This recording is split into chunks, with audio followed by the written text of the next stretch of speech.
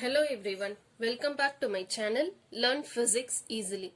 இன்னைக்கு 11th Physics Unit 6 Gravitationல ஒரு 5 mark question பார்க்கலாம். The question is derive the expression for gravitational potential energy. அதுக்கு first diagram explanation பார்க்கலாம். இங்க cornerல இருக்க ரெண்டு masses மட்டும் consider பண்ணிக்கோங்க. M1, M2. இந்த M1 mass fixed. நம்ம மூவ் பண்ண போறதுல இது இதே பொசிஷன்ல fixed ஆயிருக்கு. இப்போ M1 கோ M2 கோ நடுவுல இருக்க டிஸ்டன்ஸ் R'. இப்போ நெக்ஸ்ட் என்னன்னா இந்த M2 மாஸை இந்த பொசிஷன்ல இருந்து இந்த பொசிஷனுக்கு எடுத்துட்டு வர போறோம். இனிஷியலா M1 M2க்கு நடுவுல இருக்க டிஸ்டன்ஸ் R' இருந்தது. இப்போ M2 மாஸை மட்டும் இங்க இருந்து இங்க எடுத்துட்டு வந்ததுனால இதுக்கு ரெண்டுத்துக்கும் நடுவுல இருக்க டிஸ்டன்ஸ் ரெடியூஸ் ஆயிட்டு அது Rன்னு நம்ம எடுத்திருக்கோம். இப்போ என்னன்னா ஜஸ்ட் லைக் தட் ஒரு மாஸை இந்த பொசிஷன்ல இருந்து இந்த பொசிஷனுக்கு எடுத்துட்டு வர முடியாது. பிகாஸ் இதுக்கு நடுவுல கிராவிடேஷனல் ஃபீல்டு இருக்கும். அப்ப என்ன ஆகும்னா இந்த மாஸ் இங்க இருந்து இங்க எடுத்துட்டு வரணும்னா ஒரு ஒர்க் டன் பெர்ஃபார்ம் பண்ணும். அந்த ஒர்க் டன் தான் கிராவிடேஷனல் பொட்டென்ஷியல் எனர்ஜியா சேவ் ஆகும். அதே போல இந்த டயக்ராம் பாருங்க. இப்ப இந்த டயக்ராம்ல இந்த ரெண்டு மாசஸ் கன்சிடர் பண்ணுங்க, M1 M2. ஃபர்ஸ்ட் அதுக்கு நடுவுல இருக்க டிஸ்டன்ஸ் நம்ம R வெக்டார்னு எடுத்திருக்கோம். இப்போ இதே மாதிரி இங்க M1 மாஸ் ஃபிக்ஸ்ட், M2 மாஸை மட்டும் இந்த பொசிஷன்ல இருந்து இந்த பொசிஷனுக்கு மூவ் பண்ண போறோம். அப்ப அந்த டிஸ்பிளேஸ்மெண்ட்டை தான் நம்ம dr வெக்டார்னு எடுத்திருக்கோம். ஸோ இனிஷியலா இருக்க டிஸ்டன்ஸ் R வெக்டார். இப்போ இந்த மாஸ் இங்க இருந்து இங்க வந்ததுனால டோட்டலா இருக்க distance R vector plus dr vector. இங்கேயும் ஜஸ்ட் லைக் தட் இந்த மாஸ் இந்த பொசிஷன்ல இருந்து இந்த பொசிஷனுக்கு எடுத்துட்டு வர முடியாது. பிகாஸ் இங்க கிராவிடேஷனல் ஃபீல்டு இருக்கும். அதை ஓவர் கம் பண்ணி தான் இந்த மாசை நம்ம இங்க இருந்து இங்க எடுத்துட்டு வருவோம். அப்ப அதுக்கு எக்ஸ்டர்னலா ஒரு ஒர்க் டன் பண்ணணும். அந்த ஒர்க் டன் தான் கிராவிடேஷனல் பொட்டென்ஷியல் எனர்ஜியா சேவ் ஆகும். ஸோ இங்க ஒர்க் டன் தான் எனர்ஜியா சேவ் ஆக போகுது. So first step is calculation of work ton.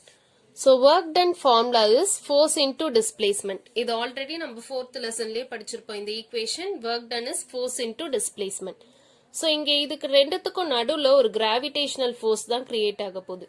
நீங்க ஆல்ரெடி 10th ஸ்டாண்டர்ட்லயே இது படிச்சிருப்பீங்க. Universal law of gravitation. Every object in the universe attract every other object with a force which is directly proportional to product of the masses and inversely proportional to square of the distance.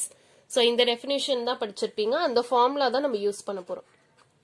So external force என்ன ஃபோர்ஸ்னா, in this case it is gravitational force. So gravitational force formula G M1 M2 divided by R square into R cap. So this is the gravitational force formula. So take this as equation 2. இப்போ என்ன பண்ணலாம்னா இந்த second ஈக்குவேஷனை first ஈக்குவேஷன்ல substitute பண்ணலாம். அப்ப என்ன வரும், dw is equal to F vector external. அதுக்கு பதிலாக தான் the entire equation. So G M1 M2 divided by R square into R cap dot dr vector.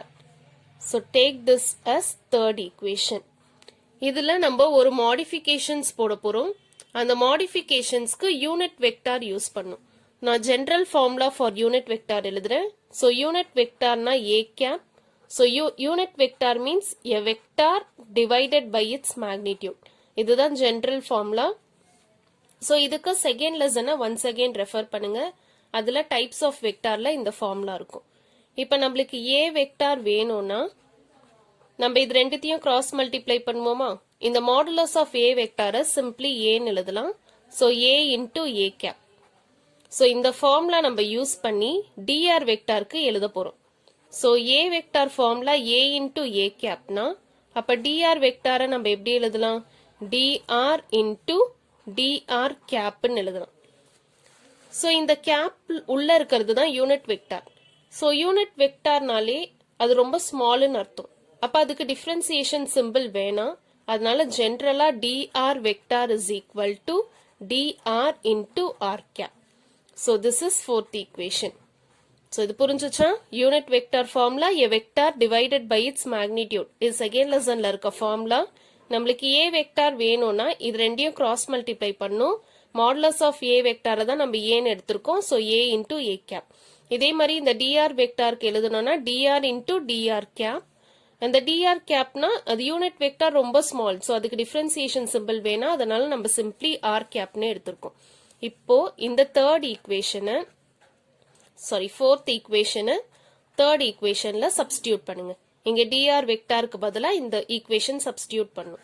So dw is equal to g into m1 m2 divided by r square r cap dot இந்த dr வெக்டாருக்கு பதிலா dr into r cap. So இதுக்கும் second லெசன்ல ஒரு topic படிச்சிருப்பீங்க, properties of scalar product. அந்த properties of scalar ப்ராடக்ட்ல i cap dot i cap j dot j k dot k இது எல்லாமே 1. ஸோ அதே போலதான் இங்கேயும் r cap dot r cap value is 1.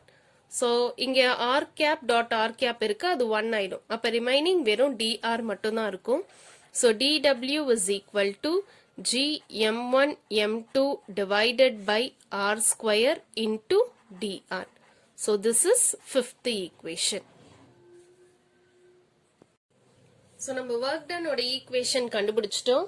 But differentiation of work done தான் இருக்கு, நம்மளுக்கு வெறும் ஒர்க் டன் வேணும். ஸோ என்ன பண்ணோம்னா இந்த ஈக்குவேஷனை ரெண்டு சைட்லயுமே இன்டெகிரேட் பண்ணும். ஸோ இன்டெகிரேட் பண்றப்ப நம்மளுக்கு லிமிட் சப்ஸ்டியூட் பண்ணும். ஸோ அந்த லிமிட்ஸ்க்கு டயக்ராம் பாருங்க. டயக்ராம்ல ஃபர்ஸ்ட் அந்த ரெண்டு மாசஸும் ஆர் டேஷ்ல இருந்தது, இப்ப ஆறுன்னு ஒரு பொசிஷனுக்கு எடுத்துட்டு வந்திருக்கோம். அப்ப இனிஷியலா இருந்த லிமிட் ஆர் டேஷ், ஃபைனலா தான் அந்த டிஸ்டன்ஸ் ரெடியூஸ் ஆயிட்டு நம்ம ஆறுன்னு எழுதியிருக்கோம்.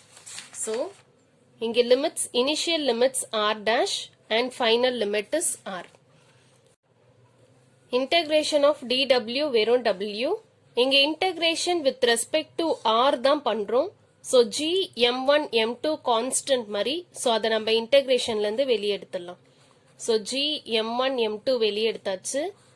இந்த r ஸ்கொயர் மேல போறப்ப r power minus 2 into dr. Limits r dash to r. Integration ரொம்ப easy. So w is equal to g m1 m2.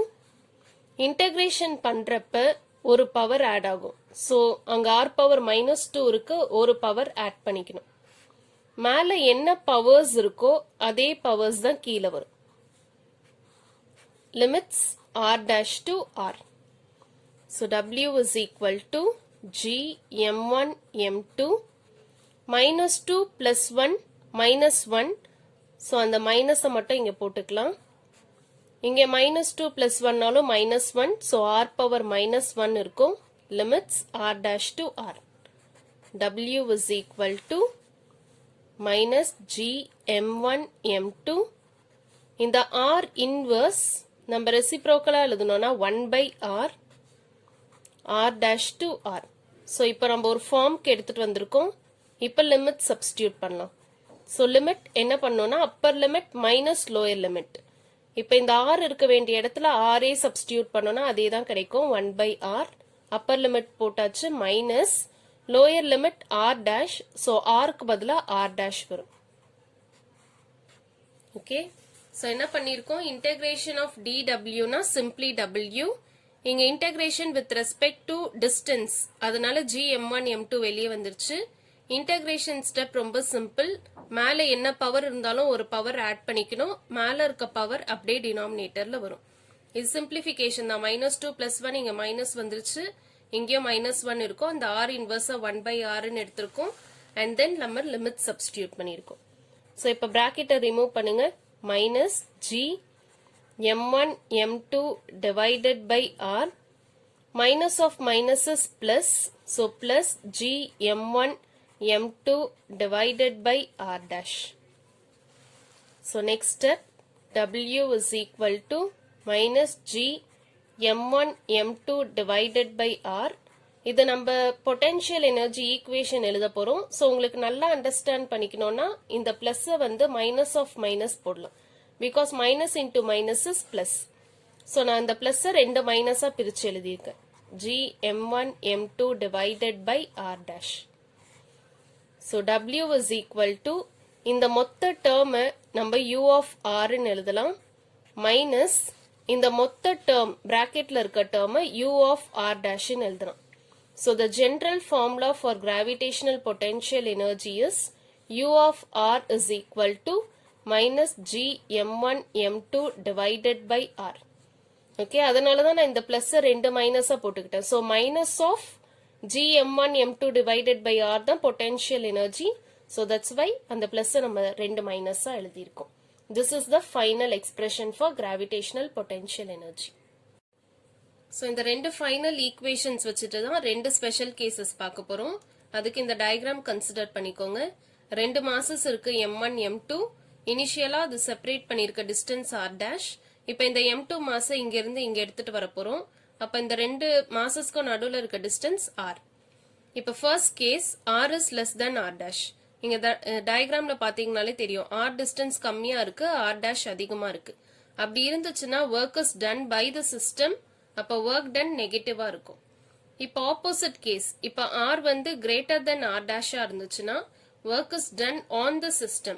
On the systemனா work done value பாசிட்டிவா இருக்கும்.